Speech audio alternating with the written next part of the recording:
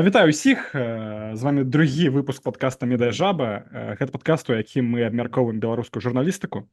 І сёння мы вырашылі паразмаўляць пра грошах у медыа, а ў гэтым нам дапаможа дырэктар фонда «Свабодная прэса» для Восточнай Еўропы Марыя Садоўская-Комлач. Вітаю вас. Так, прывітанне, Марыя Садоўская-Камлач, свабодная Малач. прэса для ўсходняй Еўропы. Усходняй Еўропы, так. Правільна, як бачыце, я тэматычна апранулася ў зялёнае, калі мы ўжо пра жаб будзем размаўляць. Дарэчы, не сачыла, адкуль узялася менавіта такая назва падкасту і сервісу. Ой, у нас гэта пыталі калегі з прэс-клубу. Насамрэч гэта, ведаеце, з выразу пра жабу і гадзюку. Разумела, то бок не тая жаба, якая душыць, напрыклад. Не, іншая. Не, іншая жаба, вось гэта медыяжаба, бо яна абмяркоўвае сітуацыю ў беларускіх медыа, такая беларуская медыяжаба. Так, у ролі медыяжабы Алексей Карпека, так, і Алексей Вашкевіч. Я боюся падумаць, хто ж тады ў ролі медыа-гадзюкі. Не будзем. Давайте. Ну, давай, Алексей, ты пачни. Так, Марыя, можаце распавесці, якой, на ваш погляд, цяпер сітуацыю беларускіх СМІ і як мы да гэтага прыйшлі ў 2004 годзе? У плане фінансавання. Маецца на ўвазе беларускія недзяржаўныя медыа? Конечно. Недзяржаўныя. Добра. Ну, глядзіце, беларускія недзяржаўныя медыа, ў прынцыпе, знаходзяцца ў глобальным трэндзе. Гэты трэнд, гэта паступовае зніжэнне традыцыйных крыніц фінансавання, немагчымасць адаптавацца фінансава да лічбавай эканомікі, таму што лічбавая эканоміка дае перавагу вялікім гігантам тэхнічным у зборы рэкламы і так далей. Ну і неабходнасці асэнсоўваць нанова сваю аўдыторыю, свой контент і вырашаць для сябе, што важней, клікбейт ці ўсё-такі нейкім чынам дапамагаць сваёй аўдыторыі. У чым яна, беларуская медыасфера, крыху розніцца ад сусветнай, гэта, канешне ж, абмежаваным доступам да мэтавых аўдыторый. Калі лічыць, што ўсё-такі галоўная аўдыторыя знаходзіцца ўнутры Беларусі, бо іх проста больш, а не лічыць, што медыа ўсё больш і больш робяць сваёй аўдыторыяй дыяспару сусветную, беларускую, то большасць медыа ў свеце, канешне ж, не маюць праблем з тым, каб той, на каго яны кіруюць свой месседж, маглі іх спакойна там падпісацца, пашэрыць, так і так далей. А ў Беларусі крыміналізацыя доступу да большасць гэтых медыяў. Таму яны вырашаюць задачку з зорачкай, каб даказаць, што тыя, на каго яны кіруюць, нават вельмі класны можа быць прадукт, насамрэч могуць гэта паглядзець і падзяліцца гэтым. Ну, вось як вы лічыце, сітуацыя з крыміналізацыяй беларускіх медыа, як сильна яна паўплывала на сітуацыю з фінансаваннем, напрыклад, так, з данатамі, з рэкламай і іншым? Вось ці... З данатамі, скажем так, трэба думаць, з якімі данатамі мы параўноўваем. Да 2020 года, калі быў спачатку байкавід, пасля байхелп, не сказаць, каб беларуская грамадзянская супольнасць, нават беларускае грамадства ў шырокім сэнсе, вельмі шмат нешта і некага падтрымлівалі данатамі. Так, былі платформы, там, талакаці іншыя, на якіх штосьці можна было падтрымаць, але звычайна гэта былі нейкія сацыяльныя праекты, культурныя. Не было асабліва, скажем так, залежнасці медыяў ад данатаў з боку аўдыторыі, калі гэта ўсё было яшчэ не крыміналізавана. Пасля, у вельмі кароткі час, калі беларуская супольнасць пачала сапраўды, і іх яшчэ за гэта не каралі рабіць данаты, і таксама нейкія бізнесы, нейкія, можа, заможныя беларусы з дыяспары, так, сапраўды былі выпадкі ў 2020-2021 годзе, калі вось гэтая, можа, унутрабеларуская яшчэ сіла данатаў нейкім чынам магла ўплываць на медыа, але гэта ўсё хутка звярнулася і, скажем так, медыа вярнуліся да таго ж, што і было, што людзі, нават калі б яны маглі дапамагаць грашыма брэндам, якія любяць, гэта іх трэба яшчэ вельмі моцна пераканаць. Канешне, крыміналізацыя гэтаму не дапамагае, але агульнае нежаданне людзей у, скажем так, усходняй Еўропе, цэнтральнай Еўропе, Каўказе і так далей плаціць за контент, яно таксама не вельмі дапамагае. У дадатак, што тычыцца рэкламы, то ізноў-такі тут трэба глядзець, і мне здаецца, што тыя медыі, якія знаходзіліся ўнутры Беларусі да 20-го года там, ці 21-го, канешне ж, на рэкламу разлічвалі, але беларускі рэкламны рынок, ён вельмі доўга па ўсіх міжнародных паказчыках быў вельмі моцна скажоным у бок дзяржаўных медыяў. Былі афіцыйныя забароны, былі неафіцыйныя забароны. Я, напрыклад, працавала ў штотыднёвіку, і мы толькі даведваліся там, ага, здаецца, там буйному мабільнаму аператару неафіцыйна забаранілі размяшчаць рэкламу ва ўсіх незалежных медыях. А хто ў нас будзе заўтра, правільна? Таму нават да 20-го году гэта было, як кажуць, англамоўны unequal playing field, так, гэта нероўныя былі ўмовы гульні. І зараз у нейкім сэнсе, канешне, але ўсё-ткі нейкія даходы з рэкламы былі. І зараз у нейкім сэнсе, канешне, ну, можна сказаць, што крыміналізацыя моцна паўплывала, таму што тым, хто прызнаны там экстрэмісцкім фармаваннем ці экстрэмісцкім контентам, ці нават тыя медыі, якія толькі новыя з'явіліся і невядома, калі іх уключаць у спіс, ім вельмі цяжка прыйсці да рэкламадаўцаў. Але з іншага боку і рынок рэкламы схлопваецца. З-за падтрымкі беларускім урадам дзеянняў ва ўкраіне, з-за санкцый і так далей. Беларусь і так робіцца не вельмі, скажем так, прывабным рынкам, правда, для рэкламадаўцаў. Таму нават калі уявіць ідэальную сітуацыю, пры якой збор рэкламы ўнутры Беларусі ўсё яшчэ быў амаль не абмежаваны, ну хаця б так на ўзроўні 19-го году, то рэклама таксама ўсё больш і больш бы падала унутры як бы вось гэтага пірага. Вось на што галоўнае паўплывала, мне здаецца, і не толькі крыміналізацыя, а пераезд шматлікіх рэдакцый, гэта на магчымасць рабіць што заўгодна офлайн са сваёй аўдыторыяй. Запрашаць іх да сабе ў рэдакцыю, на нейкія чытацкія клубы, праводзіць прэзентацыі кніжак, праводзіць майстар-класы, воркшопы, там нейкія, якія былі б цікавыя больш шырокай публіцы, быць спонсарамі нейкіх канцэртаў. Вось мы бачым там, што там Стас Михайлаў у гародні збірае 30 000 чалавек, так, а там хтосьці ўжо не памятаю у Лідзе сабраў 100 000 там з расійскіх зорак. Так, ну вось тэарэтычна, канешне ж, калі медыа знаходзіцца ў традыцыйным пуле, то часам можна праслізнуць і можа там не Стаса Михайлова, канешне, падтрымаць як інфармацыйны спонсор, але там нейкі там рок за баброў, там Казлоў і так далей.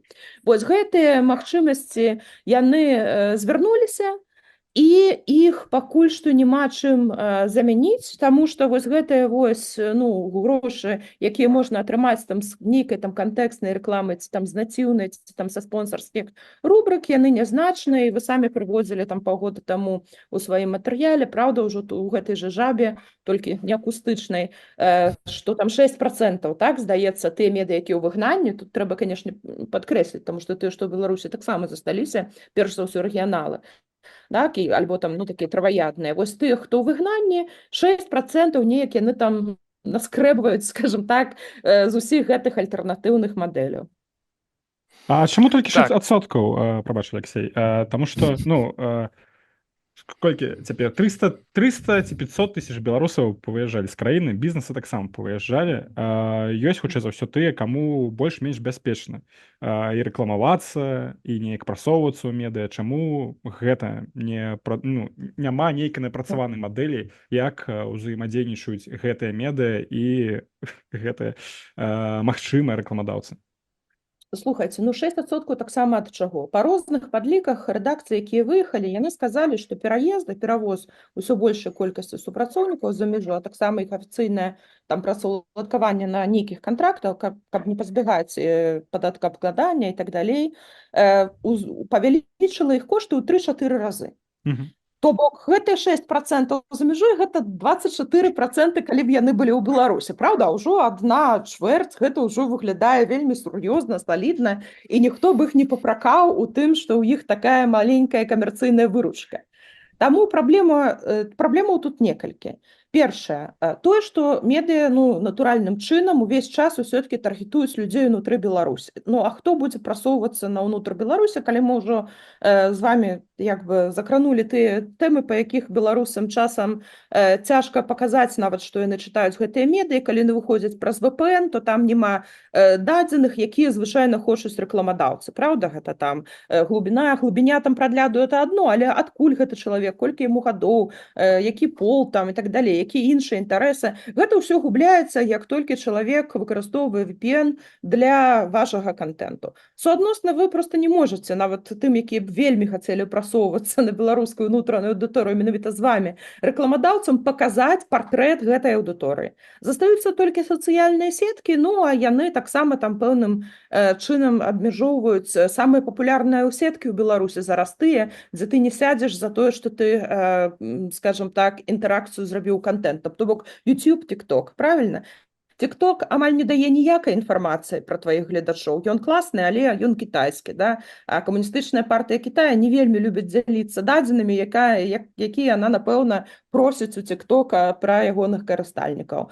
Ну і застаецца гэты нешчасны YouTube, але YouTube гэта сетка, якая вельмі моцна завязаная сама на сябе, якая мае свае алгарытмы, скажем так, прасоўвання і якую найхутчэй у Беларусі у найбліжэйшы год-два, вось яны глядзяць зараз, што адбываецца ў Расіі з гэтым запавольваннем, з гэтым абмежаваннем, будуць нейкім чынам абмяжоўваць.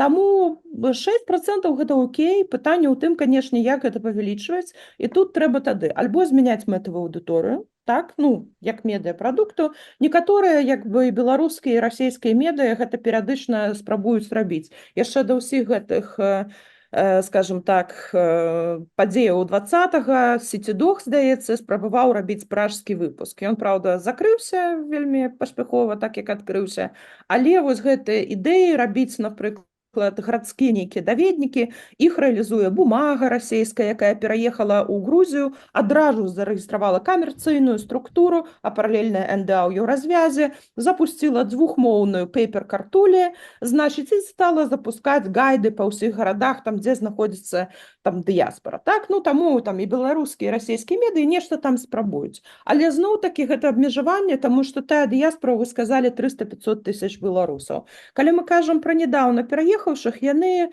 на жаль, вымушаныя змагацца з тым, каб хаця б асягнуць 70% свайго папярэдняга ўзроўню жыцця ў Менску. Так, ці там у іншым горадзе. Проста таму, што яны вымушаныя сутыкацца з бюракратычнымі абмежаваннямі, з неабходнасцю вывучыць усю новую сістэму новай дзяржавы, з неабходнасцю ведаць мясцовую мову, з неабходнасцю, магчыма, зноў пераязджаць і так далей, і так далей. Таму гэтыя людзі зараз не ў рэсурсе, каб данаціць вось на такім узроўні, як трэба гэтым медыа. І я б на іх вельмі моцна не разлічвала, апроч, можа, такіх акцый, як зрабіў РФРМ, калі вось у вас ёсць ужо нейкае там ядро, калі вы ўжо кажаце да іх: «Всё, ратуйце нас, бо іначай гамон», і тады гэта ядро хуценька збіраецца, мабілізуецца, адзін раз вас ратуе, другі, магчыма, не будзе. Такое ж было з азербайджанскім медыям. Ёсць яшчэ медыа Майдан ТВ, калі яно запускалася ў 2014 годзе у выгнанні ў Берліне, яно першыя 40 тысяч еўра сабрала з азербайджанскай дыяспары. Ніколі больш ім гэты подзвіг паўтарыць не ўдалося. Ім прыйшлося далей уже пасля гэтага стартавага капітала, калі яны звярталіся зноў да азербайджанскай дыяспары, яны казалі: «Ну, мы вам адзін раз ужо далей неяк самі». Так? Таму вось я не бачу тут нейкай перспектывы шалёнай, каб беларуская дыяспара, нядаўна пераехаўшая, пачынала падтрымліваць медыа. Ну, я бы яшчэ дадаў пра тое, што ў расійскай дыяспары ёсць усё ж такі шэраг крупных бізнэсоўцаў, якія падтрымліваюць расійскія СМІ ў выгнанні, і гэта таксама вялікая розніца у параўнанні з намі. Тэарэтычна, а на практыцы гэта усе кажуць, што яны падтрымліваюць, і сапраўды ёсць вось гэты фонд Зіміна. На адной закрытай сустрэчы па адной вялікай краіне я была вельмі здзіўлена, калі пабачыла самого Зіміна, які сядзеў побач з заходнімі донарамі і так уважліва выслухваў, што там кажуць вядучыя расійскія медыа ў выгнанні. Але калі пачынаеш глядзець гадавыя бюджэты гэтых медыяў, чамусьці даход ад вось гэтых вось бізнесаў, якія падтрымліваюць медыа, там таксама не грае значнай ролі. І тады у шмат каго знікае пытанне, ці сапраўды гэта больш на словах, чым на дзеянні, ці проста гэтыя гадавыя бюджэты нейкім чынам не ўлічваюць гэтыя данаты. З таго, што мы бачым, у Расіі хутчэй працягваецца прынцып гэтай алігархізацыі такой медыю толькі ў выгнанні. Так? Я была на канферэнцыі Глобсек у Празе, вось літаральна на пачатку верасня. І Хадаркоўскі там са сцэны сказаў: «Мае медыі», ён сказаў, «мае медыі прыносяць 60 мільёнаў праглядаў з Расійскай Федэрацыі ў месяц». Ось ён прывёў такую лічбу. І тут ўсё зразумела. Калі мы бачым там Open Russia ці штосьці яшчэ, мы ведаем, што гэта медыі Хадаркоўскага. Так? Такіх фігураў у беларускай эміграцыі няма. Праўда, у нас ёсць розныя канспіролагі, якія час ад часу кажуць, што вось гэтая медыя там прадалося там Ціхановскай, ці там гэтая медыя прадалося яшчэ некаму. Але я б хацела пабачыць гэтыя вялікія грошы, якія можна было патрымаць, каб прадацца. Так? Гэта хутчэй так з разраду жартаў, а не рэальнасці. Дык і ўсё ж такі, Марыя, ось глядзіце, сітуацыя такая ў беларускіх медыа, да, з фінансаваннем. Вось мы ўжо узгадвалі гэтую справаздачу GX Fund, якую яны апублікавалі Ну, нейкі час таму. Okay. Да, нейкі час таму. І там, гэта, мабыць, адзін з нешматлікіх такіх справаздач, да, дзе больш-менш падрабязна распавядаюць пра сітуацыю ў беларускіх медыа, бо гэта не вельмі такая публічная гісторыя. І вось, напрыклад, даныя адтуль, што ў 2023 годзе 6 з 9 медыяў, пра якіх яны апытвалі, на 90% залежалі ад грантаў. Астатнія гэта крышачку рэкламы, да, крышачку нейкіх там данатаў, даходаў ад чытачоў, ну і там астатнія. Як вось у гэтых рэаліях неяк пабудаваць больш-менш стабільную мадэль фінансавання медыа, да? То бок я разумею, пра што, але гэта можна сказаць, чытаць у маёй кніжцы ніяк. Стабільнай мадэлі фінансавання медыяў, калі гэта толькі не публічная медыя добрай краіны з добрымі публічнымі медыямі, напрыклад, BBC, ці там галандцы, ці там і то ім хочуць урэзаць, ці то скандынавы, не існуе. Усе, хто хоча стабільнай працы, павінны хуценька выйсці з медыяў і ніколі туды больш не заходзіць. Але, канешне, нестабільнасць бывае адносная. Тут я з вами згодная.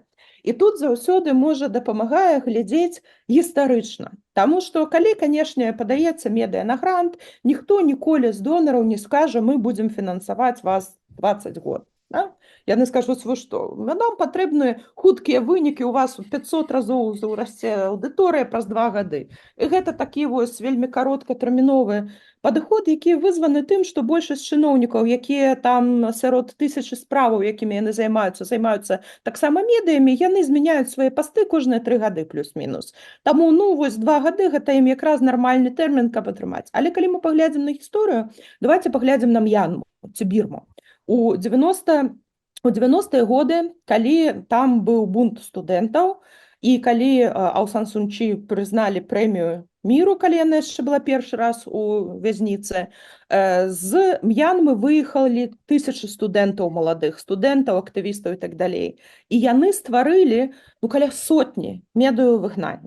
Праз 20-25 гадоў з гэтых соцень медыяў выгнання заставалася, магчыма, дзесятак. Але дзесятак вельмі моцных, тых, якія пасля пацяплення рэжыму вярнуліся ў М'янму, зараз зноў сышлі ў выгнанне і ўсё яшчэ існуюць, ужо больш за 30 год. Напрыклад, дэмакратычны голас Бірмы, Іраваді, яшчэ некаторыя з іх. Дык як жа гэта так атрымалася? І, ў прынцыпе, калі я з імі размаўляла, таму што мы сустракаліся на розных там форумах для медыяў выгнання, дзе там усе плакаліся адзін аднаму камізэльку, кшталту, а ў каго горш, але ўсіх перабівалі заўсёды паўночнакарэйцы, якія казалі, што мы вот таксама тут для сваіх, значыць, мераем там індыкатары.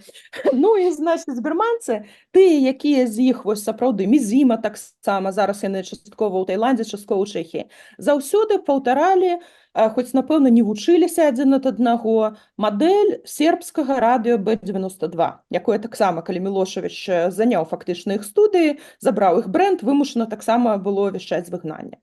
Фінансаванне падзяляецца больш-менш на тры роўных часткі.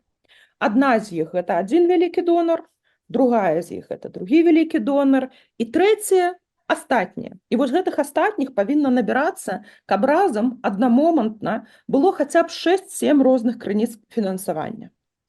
Так, каб калі 1/3 адпадае, медыа не было ў стане тым, што яно значна пагаршае сваю прадукцыю. Так, альбо значна пагаршае якасць, альбо значна пагаршае свою, скажем так, геаграфію свайго там дасягу, ці штосьці яшчэ. І вось тыя ж медыі, якім не вельмі ўдалося, хаця яны былі вельмі якасныя, таксама былі ў нашай гэтай групе. І адно з іх гэта Radio Shortwave Africa, радыё кароткія хвалі Афрыка. Значыць, яно было зроблена таксама журналістамі ў выгнанні з Лондона. Яно рабіла суперякасныя матэрыялы. Яно таксама дасягала яшчэ ў 2000-е гады мільёнаў людзей.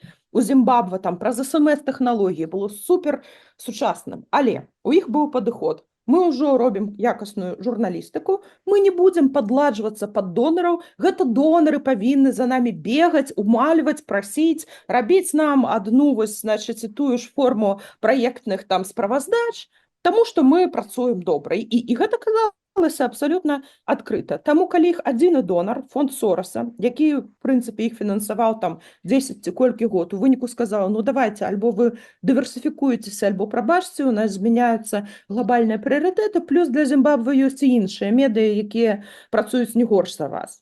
Гэтае медыа проста вымушана было закрыцца, таму што ў галаве яе галоўнай рэдактаркі ніколі не ўмясцілася думка, што так як медыа не можа залежаць ад аднаго рэкламадаўца, праўда, вось мы заўсёды разлічваем толькі на адну кампанію.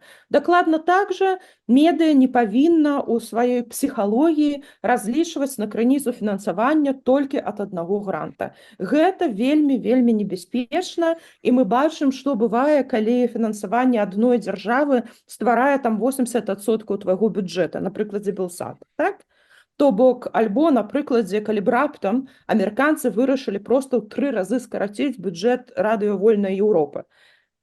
Все, яны б нічога з гэтым не маглі зрабіць. У гэтым ёсць плюсы, ты не мусіш хадзіць, шукаць, там, пісаць гэтыя заяўкі, думаць, ці можаш ты сабе дазволіць наняць 3 карэспандэнтаў, ці твайму галоўнаму рэдактару хопіць грошаў да канца года, ці не прыйдзецца перасядзець без заробкаў, пасля іх там неяк заплацяць. Але ёсць і мінус, як толькі мяняецца нейкім чынам агульны бюджэт той адной дзяржавы, напрыклад, ці прыватнага донара, як Сорас, які ўкладвае ў цябе грошы, ты застаешся фактычна з нічым. Таму я лічу, што ў гэтай сітуацыі абсалютна нічога дрэннага няма ў тым, што 90% фінансавання беларускія медыа ў выгнанні атрымліваюць ад грантаў. Гэта проста абазначае, што яны умеюць пісаць грантавыя заяўкі, і што яны, альбо пакуль што скарысталіся тым момантам, калі адразу пасля пераменаў было больш грошаў на Беларусь. І вось зараз, пасля так званых выбараў 25-го года, мы паглядзім, хто з гэтых медыаў, скажем так, застанецца на плаву, а хто не.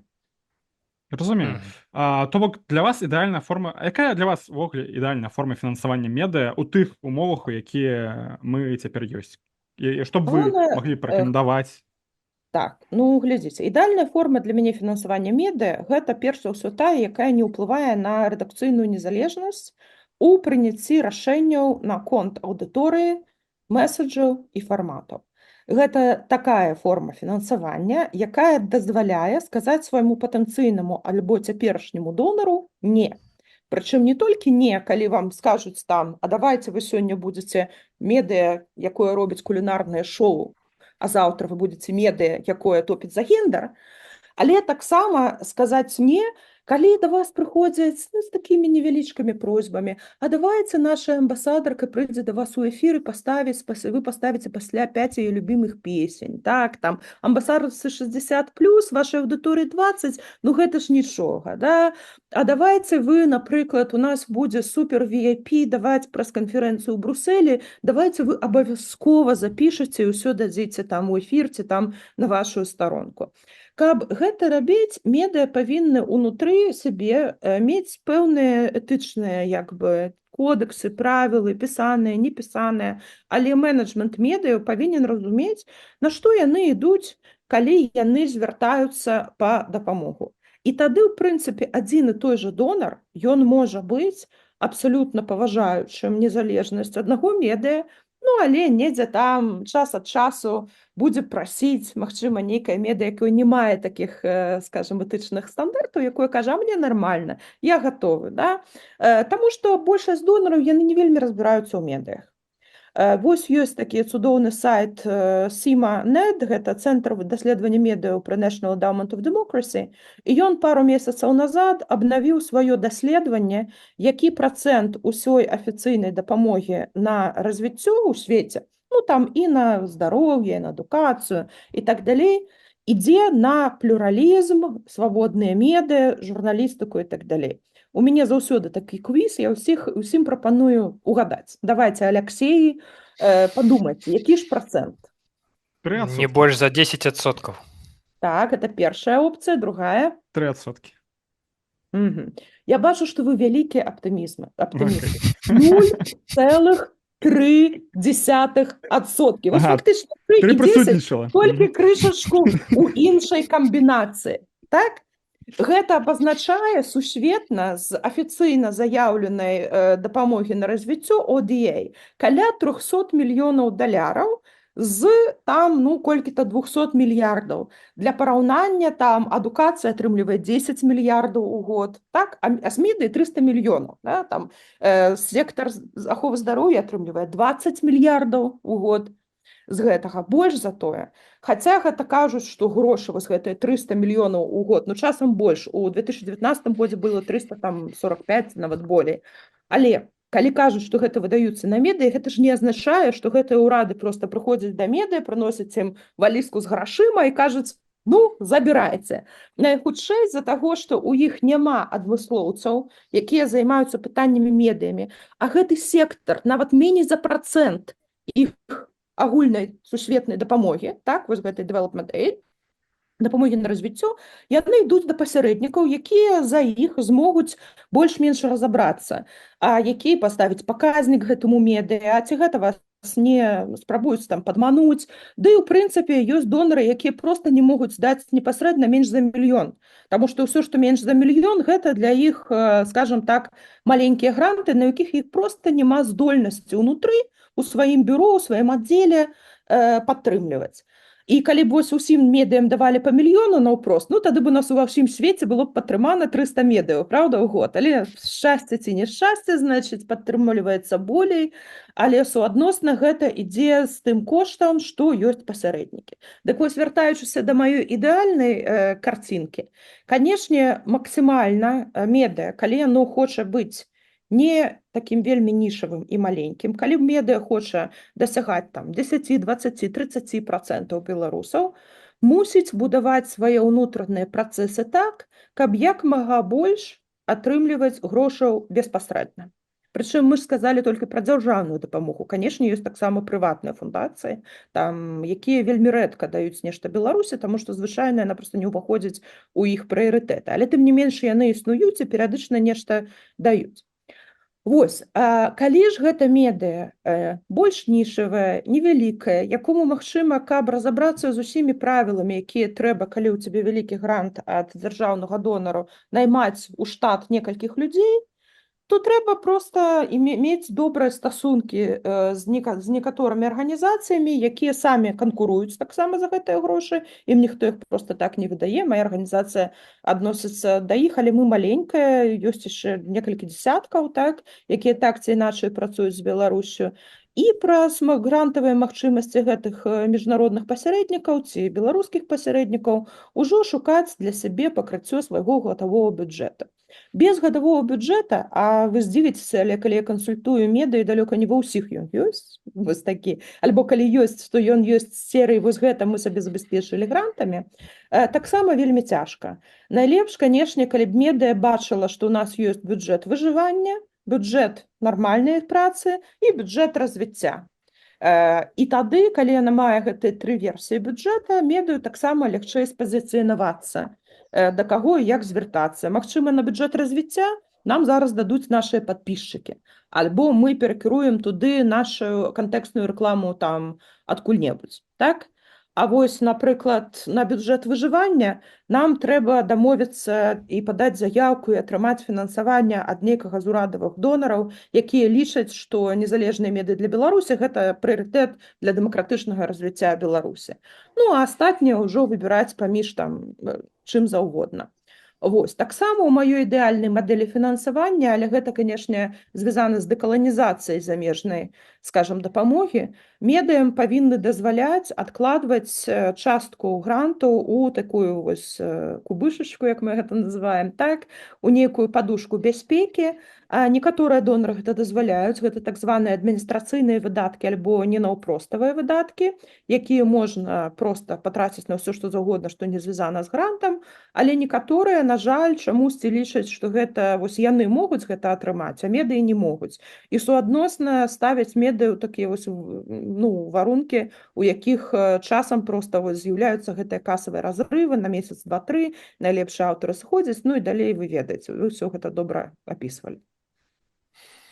Я пытанне хуткае задам, а колькі Я беларускіх... хутка адкажу, бо будзе зараз у нас... Я бачу, я ўсё бачу. Шмат беларускіх медыа ёсць. Шмат беларускіх медыа ёсць бюджэт менавіта на будучыню, на развіццё. Ці гэта ўсё ж такі для 2-3? Слухайце, нават украінскія медыі да вайны, да поўнамаштабнай вайны заўсёды казалі, не змушайце нас рабіць бюджэты развіцця, мы нават на 2 гады спланаваць не можам. Таму, скажем так, большасць медыяў вельмі натуральна, скажем так, супрацівіцца ідэі вось гэтай састарэлай такога стратэгічнага планавання, проста таму, што часы змяняюцца і мы змяняемся з імі. Але мне здаецца, што тыя медыі, якія зараз ужо больш-менш дастасаваліся да быцця за мяжой зараз, і тыя медыі, якія засталіся ў Беларусі, пры ўсіх там рызыках, пры ўсім, усё-ткі пачынаюць, можа, на праектным узроўні, так, але закладваць гэтае развіццё. Таму што без гэтага развіцця вельмі цяжка дастасавацца да новых платформаў, на якіх ты мусіш выходзіць. Вось вы падкаст, бачыце, мусілі запусціць, не ведаю чаму. Напэўна, па зову душы, па веленні сэрца, але ты мне... Конечно. Значыць, для кагосьці гэта будзе выхад у TikTok, для кагосьці гэта будзе стварэнне кам'юніці ў Вайберы, для кагосьці гэта будзе правядзенне свайго івэнта за мяжой, так, напрыклад, для кагосьці распрацоўка розных тэхналогій супольна з IT-кам'юніці. Таму, скажем так, гэта ёсць, але, канешне, тое, што ідзе вайна, тое, што мы не ведаем таксама гэты год супервыбараў, мы не ведаем, хто там у Амерыцы ў канцы канцоў абярэцца, як увогуле выбары ў іншых краінах паўплываюць на сітуацыю. Таксама можна сказаць, што ў нейкім сэнсе для нас галоўныя выбары не 25-го года, а вось канец выбарнага 24-го года.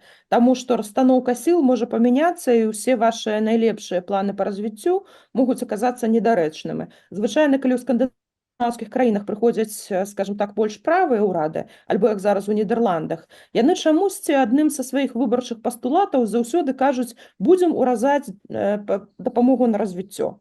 Усю. Вось на 40% там Нарвегіі калісьці было, на 30% у Швецыі. І соадносна тады, на жаль, прапарцыйна ўразаецца ўсё, і ўсе планы па развіццю прыходзіцца адкладваць, калі вы толькі не вынайшлі нейкі новы класны спосаб зарабляць, не зважаючы на дзяржаўную палітыку іншых, скажем так, донараў. Насамрэч, у мяне пытанне яшчэ пра... Вось на Захадзе цяпер вельмі папулярная тэма ствараць медыа ці уводзіць у сістэму фінансавання медыа разнастайныя платныя прадукты ці ўвогуле стварыць медыа, якое фінансуецца толькі за кошт чытачоў нейкага кам'юніці, так сказаць, сообщества. Наколькі увогуле такое магчыма ў Беларусі з беларускімі медыа цяпер, тымі, хто ў выгнанні? Бо ёсць, на мой погляд, некалькі вялікіх праблем, у тым ліку звязаных з успрыманнем грантавага фінансавання ў часткі аўдыторыі. Бо частка людзей, якія чытаюць беларускія медыа, ну і яны разумеюць, што гэтыя медыа атрымліваюць там грантавае фінансаванне, нейкае донарскае фінансаванне, яны маюць вельмі такое размытае вельмі размыта ўсё гэта ўяўляюць. Мгм.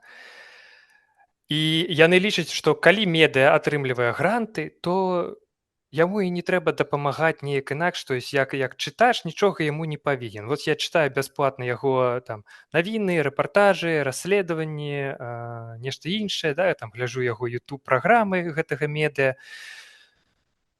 І ўсё. На гэтым я я як чытач больш нічога і не павінен, то бок вось яны там атрымліваюць гранты і ўсё. Так, а я як чытач вось усё гэта ужываю, але ніякай... Гэта нармальна. Слухайце, так, канешне, можна развіваць прадукты, але трэба падумаць, калі вы з гэтымі прадуктамі выйдзеце хаця б на самаакупнасць, а ўжо не кажучы пра прыбыткі. Возьмем самы просты прадукт, ньюслетер. Каб рабіць нармальны ньюслетер, які б таксама быў яшчэ і платным, правда? Трэба як мінімум альбо свае скілы праапгрэдзіць, альбо мець, а калі яшчэ гэта на заходнюю аўдыторыю, бо вы хочаце распавядаць пра Беларусь, ну бо тэарэтычна яны больш плацяць. Трэба мець фактычна свайго рэдактара ньюслетера, а пажадана яшчэ парачку аўтараў. Так, ім трэба таксама за гэты ньюслетер плаціць. Яшчэ трэба ўвесь час яго прасоўваць, зрабіць аўтрыч-кампанію, кампанію камунікацыйную і пасля назбіраць, бо ніхто за ньюслетер шмат плаціць не будзе. А магчыма, вам трэба спачатку запусціць некалькі бясплатных, пасля іх усіх, значыць, неяк пераманіць там, каб яны пачыналі на штосьці платна падпісваць, вам трэба пару чалавек на стаўцы. Вось вы спачатку гэтым ньюслетерам адаб'еце гэтых пару заробкаў, так? Ну, можа, не на стаўцы. А пасля вы пачнеце глядзець, як бы, колькі гэты ньюслетер вам прыносіць. Дык гэта яшчэ больш-менш самая танная, скажем так, самы танны спосаб заробку на журналісцкім кантэнце – гэта тэкст.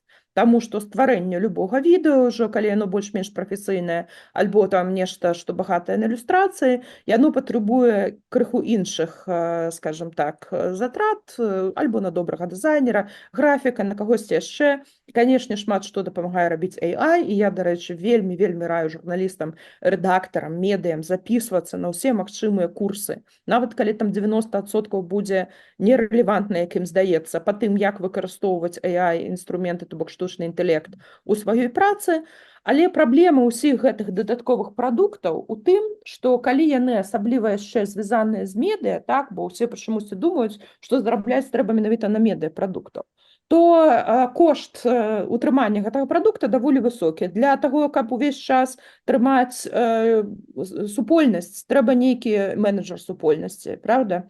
Я раскажу на прыкладзе школы, якую мы вядзем з 2018 года. Усе выпускнікі гэтай школы пасля трапляюць у закрытую суполку у адной з сацыяльных сетак для выпускнікоў. Дык вось, каб у гэтай суполцы ім было цікава, у нас ёсць кам'юніці-менеджерка, якая 3 разы на тыдзень шукае і посціць актуальныя тэмы пра то, як развіваюцца новыя тэхналогіі, сацыяльныя медыі, контент і так далей. І гэтай менеджерцы трэба плаціць. Яна не будзе рабіць гэта бясплатна. Правильно? Суадносна, я не кажу, што прадукты развіваць не трэба, але мне здаецца, вось тая ніша, якую беларускія медыа-праекты пакуль мала занялі, гэта ніша бізнесаў, не звязаных з медыямі. Я памятаю, як некалькі год таму з візітам, паглядзець, што іх там адбываецца. Канешне, вялізны офіс і ўсё. І яны тады сказалі, што вы ведаеце, вось гэтымі вось жоўтымі, вось гэтымі вось такімі раздразняючымі, так, заклікамі, давайце же на нас падпішыцеся там кшталту і задонатьце нам. Мы атрымліваем кшталту 1 000 000 у год. Гэта пры тым, што невядома, колькі яны інвеставалі ў тое, каб гэтыя акенкі там выскоквалі, каб яны там час да часу то зашмат выскокваюць, то замала, то так цябе там матывуюць, то сяк і так далей.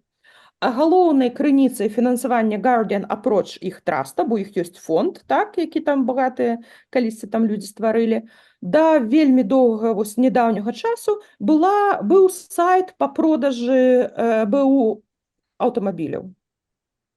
І просто ён на сабе зарабляў і заадно фінансаваў журналістыку Гардыяна, так? А таксама Нечакана. так, але гэта ну даволі Барахолка яны Гардыяна. пахваліліся. Вось, і гэта вось той бок, у які б я прапаноўвала глядзець, бо паглядзім, чым быў Тутбай у Беларусі. Ці Тутбай у Беларусі зарабляў журналістыкай?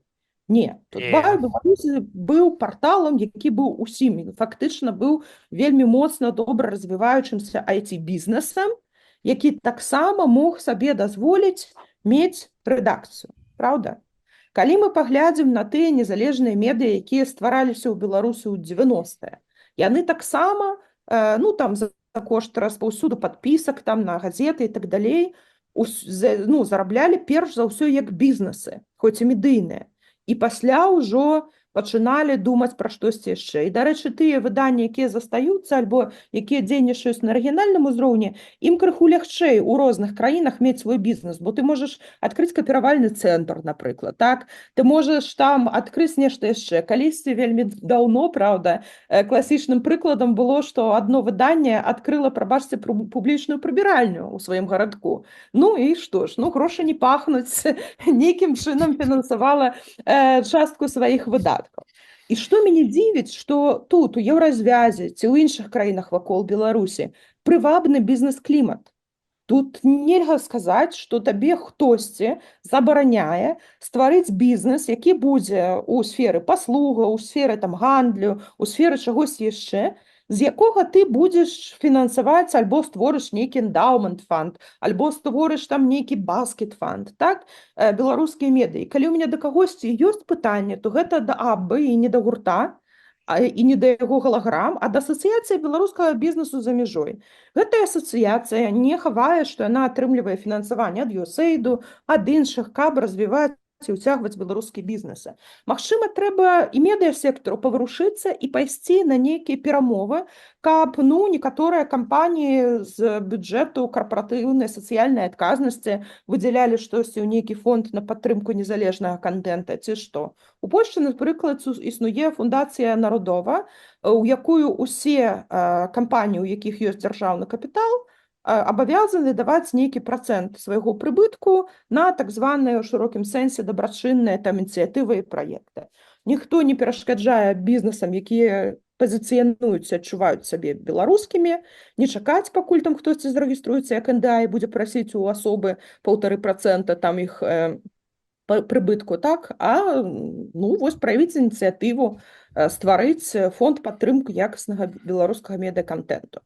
Таму вось калі казаць пра тое, з чаго вы пачыналі, што ёсць дыяспары, што ёсць вось гэты патэнцыял беларусаў, якія хочуць там нейкіх перамен, ёсць таленавітыя бізнесы і так далей, то гэтая ніша, мне здаецца, хутчэй неяк можа дапамагчы медыям быць меней залежнымі ад дзяржаўнай дапамогі. Але я вас хачу расчараваць, людзі нават не заўважаць гэтых нюансаў.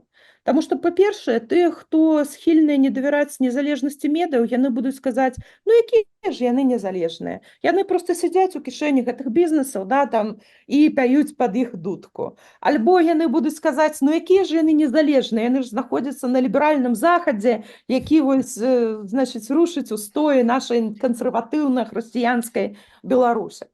Таму тут галоўнае гэта таксама выбудоўваць сваю камунікацыйную стратэгію і паказваць, што якое б фінансаванне не прыходзіла, яно не ўплывае на рэдакцыйную палітыку.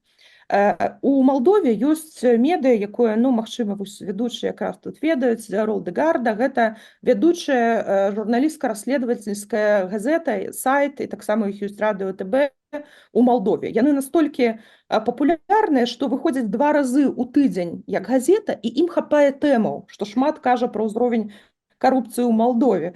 Вось, тым не менш, улічваючы, што насельніцтва рознае і, скажем так, ёсць людзі пажылыя, якім цяжка ўзаемадзейнічаць з контентам, які там не на паперы, альбо неяк так не зверстаны, у нейкі момант яны зрабілі акцыю са сваёй дыяспары. Дыяспара выпісвала для сваіх там бабуль, дзядуль і так далей электронную версію гэтай газеты, якую дастаткова было нейкаму суседу раздрукаваць. Канешне, мы заўсёды кажам пра неэкстрэмісцкія выданні, але тым не менш, гэта таксама адзін з варыянтаў, калі дыяспара спрабуе нейкім чынам падтрымаць як бы распаўсюд вашага контента для сваіх там родных, блізкіх, блізкіх, для людзей, якія не могуць гэта дазволіць.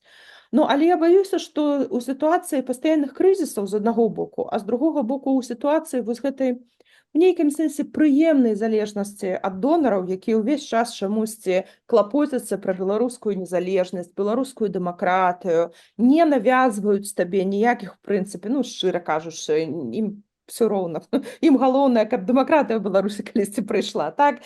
Рэдакцыйных ракурсаў. Канешне, ну, недалёка не кожны рэдактар ці там журналіст, які запускае сваё медыа за мяжой, яны могуць стаць паспяховымі самі бізнесменамі, так? Альбо нават пачаць думаць у гэты бок. Гэта людзі вельмі часта, якія самі выгаралі, знаходзяцца ў стрэсе. Яны вымушана разлучаны са сваімі сем'ямі блізкімі. Яны не могуць з'ездзіць дамой наведаць там могілкі сваіх родных. Яны трацяць свой найлепшы рэсурс, у прынцыпе, на тое, найвялікшы, каб проста рабіць гэтыя якасныя адносна медыа, так? А каб яшчэ з'явіўся крэатыў, да як яшчэ там развіць бізнес, да як яшчэ пайсці там і зрабіць штосьці інавацыйнае, мне здаецца, ёсць пэўны брак чалавечых рэсурсаў, звязаны з тым, што свежа выехаўшы альбо ну неадукаваныя на гэту тэму, альбо проста моцна стаміліся ў дэпрэсіі, там вырашаюць нейкія іншыя пытанні. А вось такога крэатыўнага класу бізнесоўцаў, якія б разам падумалі, як дапамагчы беларускім медыям, пакуль не з'явілася. Праўда, у Расіі іх таксама не з'явілася, таму, скажем так, зноў, мы больш-менш у глобальным трэндзе. Окей. У мяне тады яшчэ одно пытанне. Вось вы паднялі тэму, што можна стварыць там нейкую фундацыю, каб бізнесы, беларускія бізнесы данацілі туды, да, якія не знаходзяцца ў Беларусі. Мы ў адным з папярэдніх выпускаў рассылкі таксама разважалі на гэтую тэму, але больш пра IT, да, як IT-кампаніі маглі бы дапамагаць беларускім медыа. І мы сутыкнуліся пасля выхаду ўжо рассылкі з такім меркаваннем, што а ці ёсць увогуле ім за што плаціць? То бок я такой даначу, не знаю, напрыклад, медузе, да, там расейскай. Вось я ім даначу, бо яны больш шырокія тэмы асвятляюць, яны там перадрукоўваюць заходнія медыа, робяць пераказы, а вось беларускія медыа такога амаль што і не робяць. Толькі калі там гэтыя артыкулы ў заходніх медыа неяк пра Беларусь.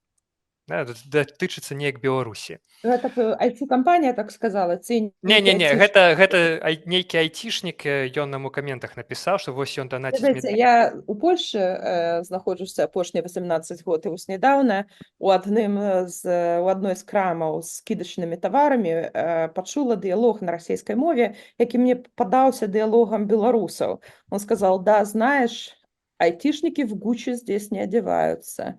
Потому что тут позиция за межой айтишника, гэта, ну, у лепшым выпадку middle class, калі не lower middle class. І яны, вось, на жаль, яшчэ зараз перанасычаны рынок, і яны сапраўды, ну, пачынаюць выбіраць, куды ім асабіста інвеставаць, ну, і інвестуюць у тыя медыі, напэўна, якія ім падаюцца, што прыблізяць іх да нейкага вось гэтага шырокага свету, да, ну гэта ж все-таки, мне здаецца, таксама наступства расійскага імперыялізму. Нас столькі вучылі, што расійская журналістыка гэта вось на ўзроўні французскай там ці амерыканскай, што расійская школа рэпартажу, што расійская там АБВГД, што, канешне, частка людзей будзе шукаць вось такіх медыяў, якія дазволяць ім адчуць сябе часткай вось гэтага глобалізаванага расійскамоўнага свету, які не з'яўляецца прапуцінскім. І, в прынцыпе, гэтым людзям, ну, ніхто гэта не забараняе, так? І я не думаю, што нават трэба асабіста іх пераконваць, бо калі ўжо можна было б пераконваць, то 2020 і тыя рэпрэсіі, якія адбываюцца непераспынна супраць журналістак і журналістаў у Беларусі, павінны былі б пераканаць. Павінны былі б яны палічыць, колькі карэспандэнтаў «Медузы», «Даждя», ці іншых зараз знаходзяцца ў такіх жа нечалавечых варунках у турмах, як знаходзяцца беларускія медыа-менеджеры і журналісты. Але калі для іх гэта як бы не тлумачэнне, то ну і няхай гэтыя людзі данацяць «Медузе». Ну, цудоўна, у нас вольная краіна, кожны робіць свой выбар. калі я кажу менавіта пра вось гэта corporate social responsibility альбо стварэнне нейкага фонду, з іншага боку таксама было б вельмі дрэнна падумаць, ну давайте проста будзем падтрымліваць усе медыі, бо яны добрыя. Звычайна, калі медыі не адчуваюць, што ёсць пэўныя паказчыкі, да якіх яны мусяць імкнуцца, каб даказаць сваю эфектыўнасць, неважна каму, рэкламадаўцу, там, донару, бізнесу, свайму сябру, яны вельмі могуць хутка адарвацца проста ад таго, што патрабуе аўдыторыя па фарматах ці па тэмах, ці па, скажем так, разнастайнасці, і сапраўды проста займацца крэатыўным копі-пэйстам, значыць, з каментарамі, таксама зніжаючы кошты. Таму якая б сістэма падтрымкі не была, канешне, важна, каб сапраўды гэта было двустаронні бок, і каб гэтаму вось айцішніку, які зараз данаціць медузе, можна было б з ім правесці, ці айцішніцы, мы ж не ведаем, глыбіннае інтэрв'ю, фокус-групу, паразважаць пра яе ці ягоныя як бы стаўленні да медыяў, што медыа мусіць паказаць, каб даказаць, што яно якаснае. У беларускіх медыях шмат правалаў. Сапраўды вельмі мала асвятляецца міжнародная павестка.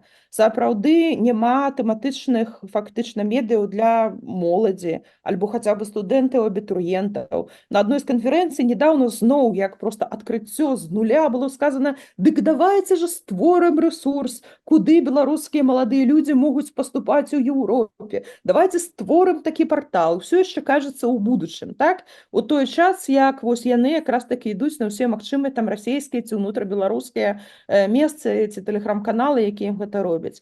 Ёсць таксама вялікія прабелы там па нейкіх там нішавых тэматычных і так далей.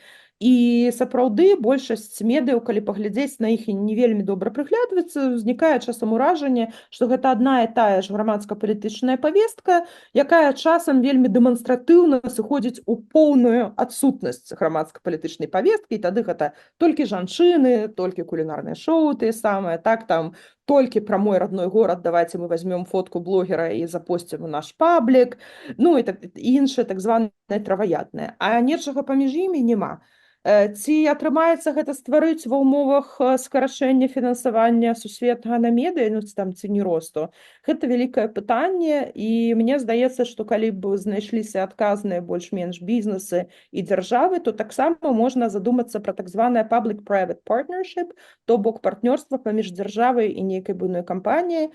Прыклад таго, як яно працуе, напрыклад, быў недавно, калі Microsoft разам з амерыканскім урадам запартнёрыліся з амерыканскай няўрадавай арганізацыяй Internews на стварэнне Media Viability Accelerator, платформы, якая медыям, якія высылаюць пэўныя свае дадзеныя веб, у адказ выдае больш там нейкую аналітыку там і дае ім доступ да нейкіх там паслухаў. Microsoft взяў на сабе, напрыклад, усё кадаванне праграмавання бясплатна і там прадстаўленне сваіх воблачных нейкіх дадзеных, амерыканскі ўрад узяў там фінансаванне і так далей, і там абавязак распаўсюджваць. Вось такія варыянты, калі нейкі ўрад з нейкім буйным бізнесам альбо бізнесамі, каб гэта не было толькі, скажем так, нагрузкай на аднаго з іх, маглі бы падтрымліваць беларускі медыасектар, таксама важны, бо мы мусім памятаць, што пры ўсёй як бы цікавасці медузы ці іншых. Тая ж статыстыка, не будзем там казаць дакладнай крыніцы, але ёсць яны, паказвае, што яны сукупна каля 80 медыяў дасягаюць не больш 15% расіян. Ад 9 до 14,5% сукупна. У той же час даследаванне Chatham House паказваюць, што толькі 6 беларускіх незалежных брэндаў, там Белсат, Зеркало, Радыё, Нашаніва, хтось там яшчэ, дасягаюць сукупна раз на тыдзень ці часцей больш за 30% беларусаў. А калі дадаць да іх яшчэ іншыя, то нашмат большую колькасць. Таму эфектыўнасць беларускага медыарынку гэта тое, што на што ўсё больш і больш звяртаюць увагу тыя, хто выбірае падтрымаць ім файну Росіян, як у паляцкі гэта называюць, хорошых рускіх, альбо беларускі медыасектар. Але сектару не хапае голасу, не хапае моцы, каб пра сябе заявіць і каб паказаць вось гэту сваю інавацыйнасць, паказаць, што яшчэ не позна як бы гэты сектар падтрымаць, каб ён быў далей важны для беларусаў. Окей, ось вы казалі про тое, што гэта павінен быць рух насустрач адзін аднаму. Ці ведаеце вы даследаванні, ну, акрамя Chatham House, але яны былі... Я памятаю, здаецца, гэтае даследаванне, оно менавіта самі медыа праводзілі вось тыя глубінныя інтэрв'ю з тымі патэнцыйнымі чытачамі? Ці ведаеце вы за гэтыя 4 гады, каб нейкая беларуская медыа так глыбока вывучала гэтую праблему, размаўляла з сваімі чытачамі, што ім патрэбна, што ім не патрэбна? Ну, Зноў я вярнусь да слухайте, донатаў. Чаму не данаціць, чаму данаціць, калі данаціць?